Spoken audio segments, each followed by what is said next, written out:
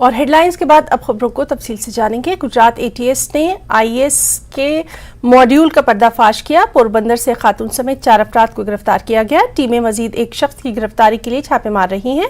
सूरत की समीरा नामी खातून को गिरफ्तार किया गया। छापे के दौरान मुतादिद ममनुआ अशिया बरामद की गई।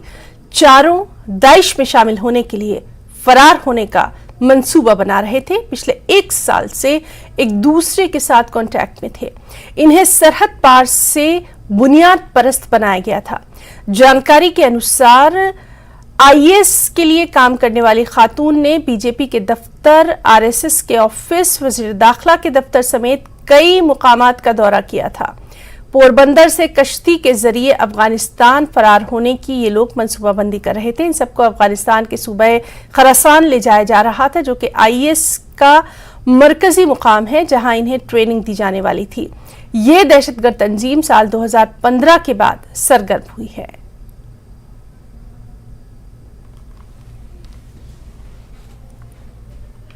पोरबंदर से जो इंफॉर्मेशन मिला था, वैसे 3 लोगों को डिटेन किया।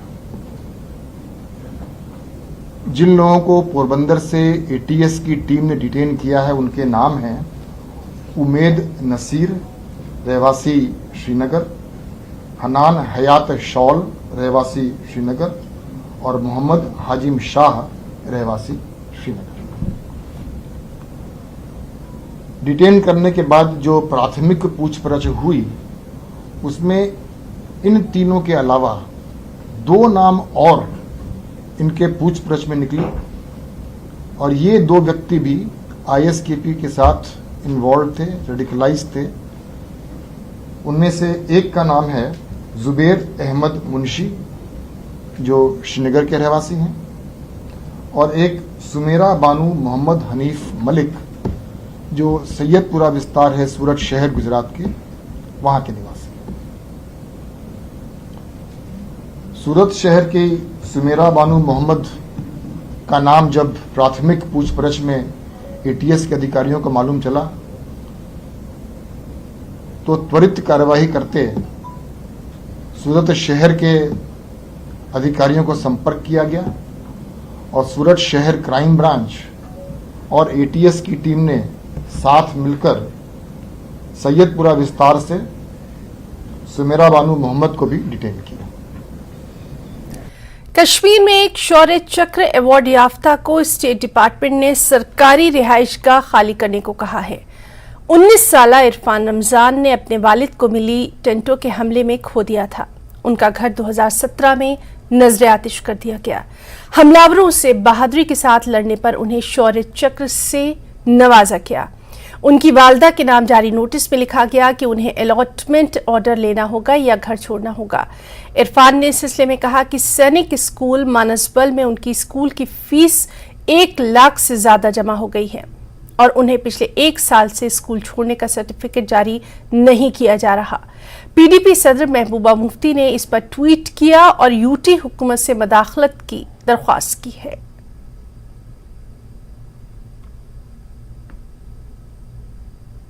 ताज़ा क्या कहा है? ताज़ा अभी बना रहे हैं अलॉटमेंट, तो अब मैं जाऊंगा परसों, तो देखूंगा क्या कहेंगे। अच्छा, ये एक बात जो आपके एजुकेशन को लेके भी आ रही है कि फीस आपसे मांग रहे हैं, वो क्या मामला है? सर फीस मैंने उतना नहीं सोचा था रखेंगे इतना फीस। 1,20,000 मांग रहे। तो कौन? स्कूल वाले। कौन से? म्युनिसिपल सैनिक स्कूल वाले? सर वो क्या आपकी तब जब एडमिशन किया था तब फ्री बोला था? सर तब मुझे ऐसे पता नहीं, मैं ऐसे ही गया था थ्रू, उसने किया था बोला एडमिशन करवाओ वहाँ, तो मैं ऐसे ही गया था। फिर मैंने दिया था उनको कुछ एडमिशन फी। फिर मुझे नहीं पता था इतना फीस होगा। तो अभी आपने 12th दिया है, अभी क्या कह रहे हैं आपसे? कितना फीस है बाकी? सर 1,20,000। 1,20,000? जी सर, यही कुछ होगा। स्कूल वाले? जी सर। तो आपने सर्टिफिकेट लाई अपनी डीसी, क्योंकि आपने 12th दे दिया? सर उन्होंने कहाँ दी, अभी नहीं दिया उन्होंने सर्टिफिकेट। 12th का रिजल्ट आ गया होगा ना आपका? जी सर, वो मैंने देख लिया, रिजल्ट मैंने देख लिया। कब?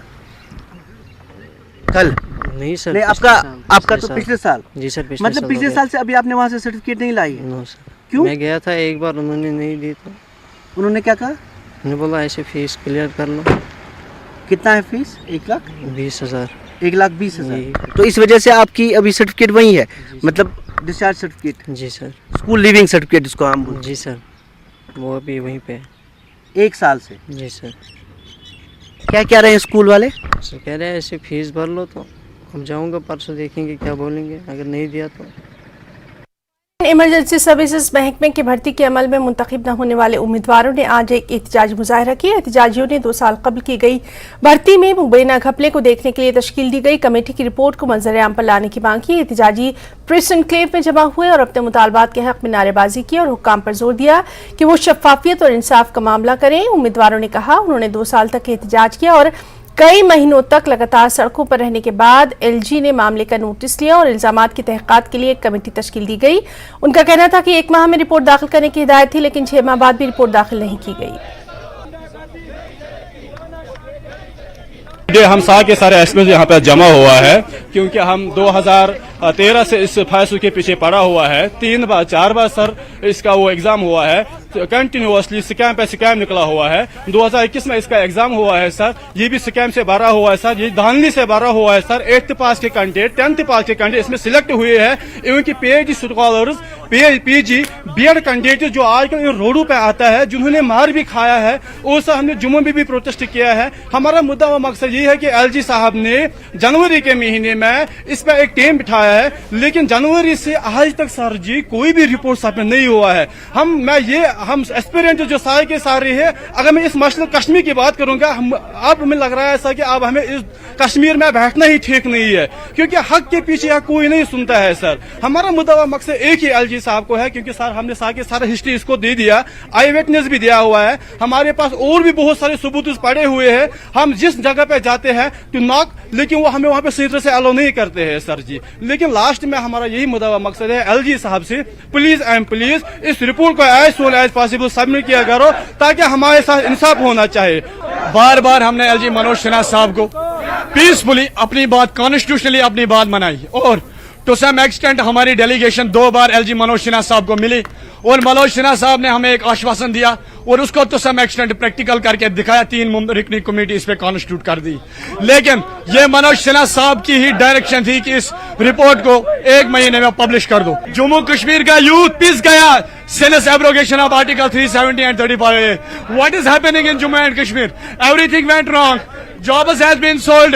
ये देखिए सर, आप इस प्लेटफॉर्म के जरिए मैं मनोज सिन्हा साहब, चीफ सेक्रेटरी और अरुण कुमार मेहता और राजकुमार गोयल साहब से पूछना चाहता हूँ, आप मुझे बताइए, अगर चीफ सेक्रेटरी साहब आगे बता रहे हैं कि हम जी ट्रांसपेरेंसी लाएंगे, हम जी 2010 के बाद रिसेंटली एक ट्वीट आया, रिसेंटली एक स्टेटमेंट आया कि हम जी 2010 के बाद 2023 तक जो भी बैकडोर एंट्रीज हुई है हम जी उनको बाहर निकालेंगे। एक वेलकम सेटअप है, हमने कब रोका? लेकिन हैरत की बात है, बड़ा अनफॉर्चुनेट है, फायर एंड इमरजेंसी आपके दौरे हुकूमत में हुआ, क्यों नहीं निकाल पा रहे हो कल्प्रिट्स को?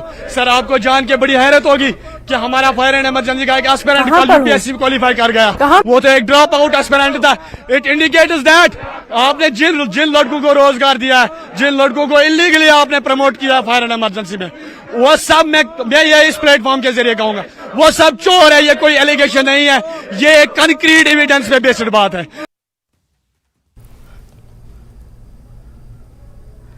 और इस वक्त की अहम खबर, पीडीपी सदर महबूबा मुफ्ती का एक और मुतनाज़ा बयान सामने आया है। जम्मू कश्मीर को मरकजी हुकूमत ने चिड़ियाघर बना दिया है, जम्मू कश्मीर में कोई जवाबदेह नहीं है, वादी में हालात मामूल पर बताने की कोशिश कर रही है हुकूमत। पीडीपी सदर महबूबा मुफ्ती ने ट्वीट करके ये तनकीद की है। तो इस वक्त की एक और अहम खबर, पीडीपी सदर महबूबा मुफ्ती ने एक और मुतनाज़ा बयान दिया है। जम्मू कश्मीर को लेकर उन्होंने कहा है कि मरकजी हुकूमत ने चिड़ियाघर बना दिया है, जम्मू कश्मीर में कोई जवाबदेह नहीं है, वादी में हालात मामूल पर बताने की कोशिश कर रही है हुकूमत। अपने ट्वीट पे महबूबा मुफ्ती ने सरकार को एक बार फिर से निशाना बनाया है। तो आप देख सकते हैं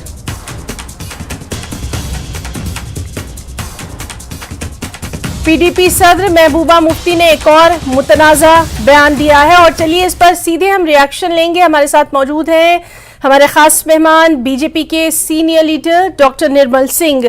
डॉक्टर निर्मल सिंह, आपका बहुत हम वेलकम करना चाहेंगे न्यूज़ 18 जम्मू कश्मीर में। और एक बार फिर से वही बयानात की सियासत, एक बार फिर से तरक्की की कोई बात नहीं, एजुकेशन की बात नहीं, और हुकूमत पर फिर से तनकीद की गई है। फर्स्ट रिएक्शन चाहेंगे आपका सर? देखिए, महबूबा मुफ्ती बहुत बुखलाई हुई हैं, क्योंकि जिस तरीके से वो कह रही है चिड़ियाघर तो जम्मू और लद्दाख था। कश्मीर के लोगों ने, कश्मीर के नेताओं ने ये जम्मू और लद्दाख को चिड़ियाघर ही समझा था, और यहाँ पर उनको जो है जानवरों की तरह ही ट्रीट किया जाता था। आप देखिए, इतना भेदभाव था।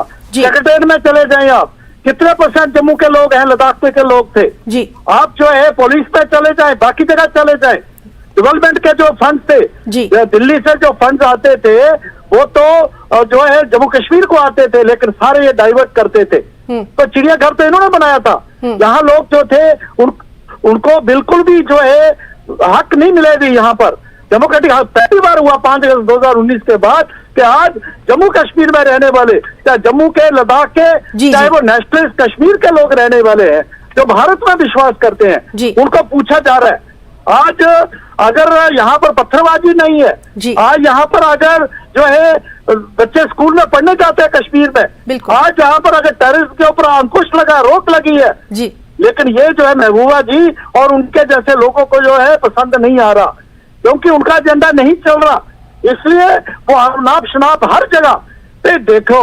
आप देखो कितनी डेवलपमेंट हुई है। कल मैं महबूबा मुझे मुफ्ती जी को सुन रहा था कि हमने 2 एम्स लाए, 2 हमने जो है स्मार्ट सिटीज लाई। अरे भाई, दिया तो केंद्र ने, जिसको कह रहे थे उन्होंने चिड़ियाघर बनाया, क्योंकि वो जम्मू और लद्दाख के, जम्मू और कश्मीर के बीच में बैलेंस करना चाहते थे, इसलिए 2 एम्स दिए, इसलिए 2 स्मार्ट सिटीज दिए। हमारे पर कितना पैसा लगा। जब महबूबा जी जो है, हम भी जो है जहाँ सरकार में था, महबूबा जी भी बहुत अच्छा चल रहा था, लेकिन इसी प्रकार की जो एटीट्यूड है महबूबा जी और पीडीपी का, जिसके कारण ये सारा हुआ है, और आज जो है ये बुखलाई हुई इस प्रकार के बयान दे रही है। बिल्कुल डॉक्टर निर्मल सिंह, लगातार हम देख रहे हैं कि एमएचए खुद वहां पर नजर रखे हुए हैं, लगातार अहम मीटिंग्स हो रही हैं। सबसे अहम बात यह कि इस साल जितने टूरिस्ट अभी तक अगर हम बात करें जून की, तो जो रिकॉर्ड तादाद में टूरिस्ट आए हैं उतने पहले कभी नहीं आए। जिस तरह की स्कीमें हैं, G20 की जो समिट हुई बेहद कामयाब समिट रही। एक तरफ ये तमाम तर चीजें हैं जो कि खुद जम्मू कश्मीर की तस्वीर दुनिया में पेश कर रही हैं कि कितनी वाज़ेह है, वहीं ये बयान कि जम्मू कश्मीर में कोई जवाबदेह नहीं है, आंसरेबल नहीं है, कितनी हद तक इसमें सदाकत मानी जाए? देखिए, मैं महबूबा से जिससे पूछूंगा, जितनी भी आपने ये बातें गिनाई है, ये जम्मू कश्मीर को नेशनल लेवल में, इंटरनेशनल लेवल पर एक जो उसका जो शोकेस किया गया है, टूरिज्म को खुद शोकेस किया, जो बैकबोन है कश्मीर की, जिस कश्मीरियों की बात महबूबा जी करती हैं जी, क्या कभी वो बात नहीं करेंगे उसके बारे में? हर चीज उनको काला काला नजर आता है। इनको केंद्र भारतीय जनता पार्टी जो है कल्प्रिट नजर आती है कि वो इन्होंने ये हो गया, वो हो गया। अरे भाई, आपकी जो करनी थी 72 साल की, जो कश्मीर के नेताओं की, यहाँ की पार्टियों की, उसका जो है खमेजा भुगता आपने 72 साल में। जब 370 था, कितना आपने जम्मू कश्मीर, जम्मू को दिया, कितना लद्दाख को दिया, कितने उनको हक दिए। यहाँ रीजनल काउंसिल्स की बात है, वो भी नहीं मानी आपने। autonomy चाहिए आपको, सेल्फ रूल चाहिए, लेकिन जम्मू और लद्दाख को और पहाड़ के लोगों, पहाड़ियों को, गुज्जर बकरवालों को कुछ नहीं देना। अरे भाई, 72 साल के बाद 5 अगस्त 2019 के बाद जो है पहली बार जो एसटी है, जो मुसलमान है मेजोरिटी 90%, 95%, उनको आपने पोलिटिकल रिजर्वेशन नहीं दी। आप मुसलमान की बात करती हैं, लेकिन जब एसटी को, जो मुसलमान गुज्जर बकरवालों की बात आती है, तब आप जो है आप सोए रहे। कितना आपने मुंह चला। यहाँ फॉरेस्ट एक्ट था 1906 का, कभी लागू नहीं हुआ यहाँ पर। पहाड़ियों को हमने जो है इतने हक दिए हैं। बॉर्डर के लोग, अभी भी मैं बॉर्डर पर हूँ, मैं किसी काम से आया था, तो बॉर्डर के लोग इतने खुश हैं। आज सीज फायर है, आज लोग जो है बॉर्डर के बिल्कुल तार के साथ जाके और उसके पार से जाके जो भारत अपनी जमीनें जोत रहे हैं। तो आप देखिए, इन्होंने पूरा कोशिश की पाकिस्तान में कि G20 जो है फेल हो जाए, और जिस प्रकार के ये बयान देते थे हमारे कश्मीर के नेता और पाकिस्तान के बयान थे, एक जैसा उनका था, सारा एक जैसा एजेंडा लग रहा था। लेकिन ये प्रधानमंत्री नरेंद्र भाई मोदी और उनकी टीम, अमित भाई शाह और भारतीय जनता पार्टी केंद्र सरकार को मुबारकबाद दूंगा कि यह सारी जो कामयाबी हुई है, लेकिन ये इनको पच नहीं रहा है।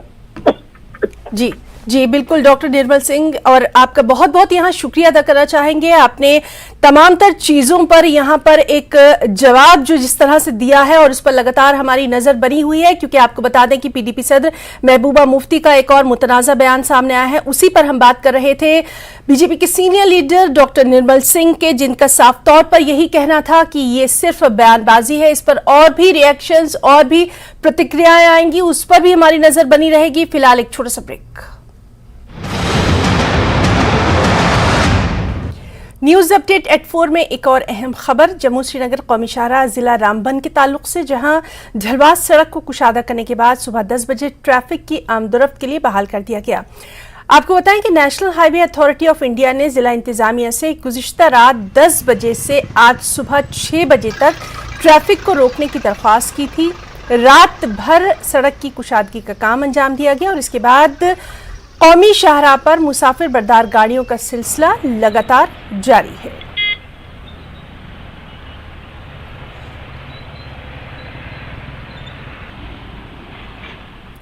All JNK RTC volunteers retired employees association ने managing director office JK RTC complex के अहाते में एक एहतजाजी मुजाहरा किया। मुजाहिरीन का मुतालबा था कि महकमे से रज़ाकाना रिटायरमेंट लेने वालों के बकायाजात वादे के मुताबिक जारी किए जाएं। उन्होंने इल्ज़ाम लगाया कि मुतल्लिका हुक्काम बता रहे हैं कि उनके बकायाजात दे दिए गए हैं, कुछ बाकी नहीं है, लेकिन रकम उनके खातों यानी उनके अकाउंट्स में जमा नहीं हुई है। उन्होंने मामले की मजिस्ट्रियल इंक्वायरी का मुतालबा किया है।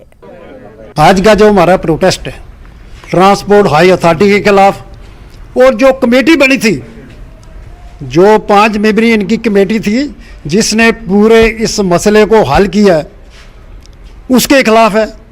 उस कमेटी के कहने के मुताबिक बिल स्टेट हमारी बनी थी, जिसमें कोला एरियर 6 पे कमीशन है, DA एरियर। बिल बनाते हुए 1 साल लग गए। 1 साल के अंदर बिल बन गए, सेक्रेटरी चले गए। सरकार ने बोर्ड मीटिंग पर वही कमेटी जो बिल बनवा रही है, वही कमेटी बोर्ड मीटिंग में कह रही है कि इनकी कोई लाइबिलिटी नहीं है।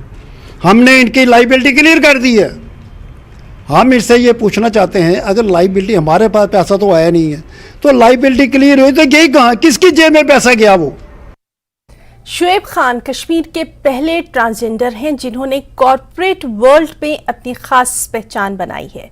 उनकी हर तरफ से तारीफ भी की जा रही है।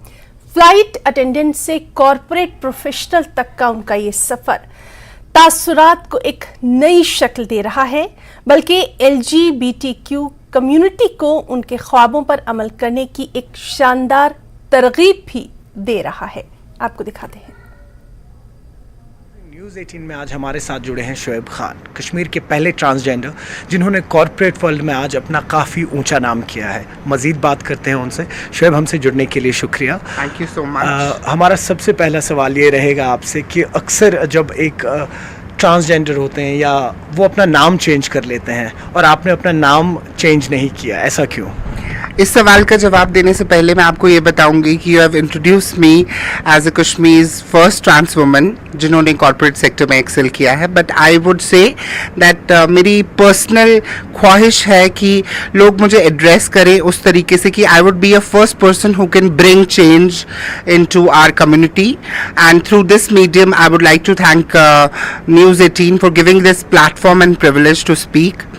एंड अगर कोई मुझे सुन सकता है मेरी कम्युनिटी का, जो कि इस फेज़ में और गुजर रहा है या रही है, they should get motivated that if I can do it, I would love and I would really appreciate कि बहुत लोग कश्मीर से, इस कम्युनिटी से इस लेवल पर पहुँचे कि आपको इंटरव्यू किया जाए और आपकी स्टोरी शेयर किया जाए। जब कॉन्स्टिट्यूशन की बात हुई है, गवर्नमेंट की बात हुई है, तो आप हमें बताएं कई सारे ऐसे अभी फॉर्म्स होते हैं, जब आप गवर्नमेंट के फॉर्म्स आते हैं जॉब्स के लिए या कोई भी गवर्नमेंट रिलेटेड होते हैं, उनमें एक पर्टिकुलर ट्रांसजेंडर कम्युनिटी के लिए भी एक सेक्शन होता है, लेकिन ड्राइविंग लाइसेंस में अभी तक कोई ऐसा प्रोविजन आया नहीं है। It's not about driving license. I would say many national identity cards or many national identifications, जो certificates होती हैं, they don't have this option for choosing others or transgenders at this gender option, and this is very important and sensitive issue. And I would say that as I said that it is a slow movement, but maybe because of this platform or maybe somebody who is here caring and are in power can action this, and this should be action that we should actually have, you know, at every platform to choose who we are. And then you know हम लोग तो बहुत ज़्यादा acceptance की बात करते हैं, but in चीज़ों के ऊपर भी ध्यान देना बहुत ज़रूरी है. Deputy SP headquarter Rigzin Sengdip ने 2 road side assistant mobile van को झंडी दिखाकर रवाना किया. रॉयल एनफील्ड और लद्दाख बाइकर्स यूनियन ने ये 2 मोबाइल वैन फराहम की है ताकि तमाम बाइकर्स के लिए किसी भी वक्त ये सहूलत मुहैया हो. ये दोनों गाड़ियां द्रबुक और हिंदली के मुकाम पर खड़ी रहेंगी.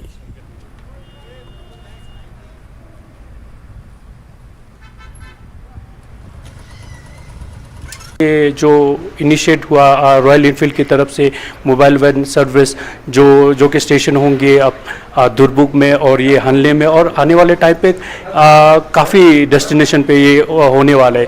तो इस चीज़ इनिशिएट को मैं first of all thank you बोलना चाहता हूँ रॉयल एनफील्ड को.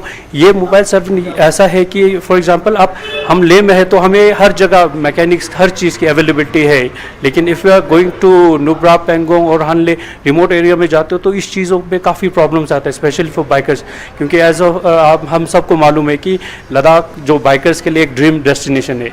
तो हम ये चाहते हैं कि जो भी बाइकर्स यहाँ आए उनको ये चीज़ें प्रॉब्लम ना हो. तो ये चीज़ें हमने रॉयल एनफील्ड के साथ डिस्कस किया था, तो इन चीज़ों का एक अच्छा रिस्पॉन्स आया. तो इसीलिए आज ये फ्लैग ऑफ इसीलिए था ताकि ये जो प्रॉब्लम्स है वो जल्द से जल्द सॉल्व होने के लिए अब ये 2 स्टेशन पे ऑलरेडी ये आज से स्टार्ट हो जाएंगे. सर मैं रॉयल एनफील्ड लद्दाख को मुबारकबाद देता हूं. आज इन्होंने लद्दाख बाइक एसोसिएशन के कोलैबोरेशन में सिंस लद्दाख में जो ये बाइकर्स जो ट्रैवल्स होते हैं, टूर्स होते हैं, वो काफ़ी अच्छा होते हैं. तो उस चीज़ को देखते हुए इन्होंने मोबाइल सर्विसेज, यानी कि बाइक कहीं भी लद्दाख के रूट में ब्रेक डाउन होते हैं तो उनके लिए इन्होंने एक इंटीग्रेटेड वर्क स्टेशन की तरह मोबाइल सर्विसेज इंट्रोड्यूस करी है. वो हम समझते हैं कि हमें पुलिस में होने की वजह से हमें बार बार बाइकर्स के ब्रेकडाउन होते हैं तो उसको इधर उधर शिफ्ट करने में हमें भी काम आते हैं. तो अब ये इनका रॉयल एनफील्ड की तरफ से ही टांगसे में है, जैसे अनले में है, शुरुआत यहाँ से कर रहे हैं. बाकी इन द कमिंग सीज़न ये बाकी स्टेशंस पे भी विद इन लद्दाख जो है ये मोबाइल सर्विस लगा रहा है. तो